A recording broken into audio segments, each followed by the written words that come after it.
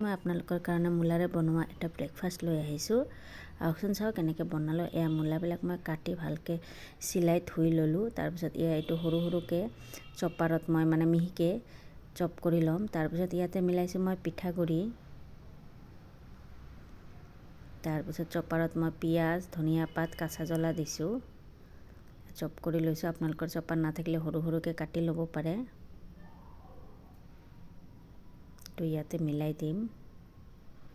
নিমখ আৰু হালধি মিক্স কৰিছোঁ। বেছি মছলা মিক্স কৰিব খোজা নাই, যিহেতু পুৱা খাম ব্ৰেকফাষ্টত। চ' মই এনেকৈ ৰাখিছোঁ। আপোনালোকে চব মিলাব পাৰে। আদা, নহৰু, জিৰা গুড়ি। ইয়াতে তেল লৈছোঁ মই অলপমান। আপোনালোকে যিকোনো তেল এড কৰিব পাৰে। তাৰপিছত এনেকৈ মই বনাই ল'ম সৰু সৰুকৈ। তো খাবলৈ গৰম গৰম বহুতে টেষ্টি হয়। যিকোনো চাটনি কওক বা চচ কওক বা দহি কওক, যিকোনো এটাৰ লগত খাব পাৰে। এয়া ৰেডি হৈ গ'ল। কেনেকুৱা লাগিল জনাব। বাই, আকৌ লগ পাম।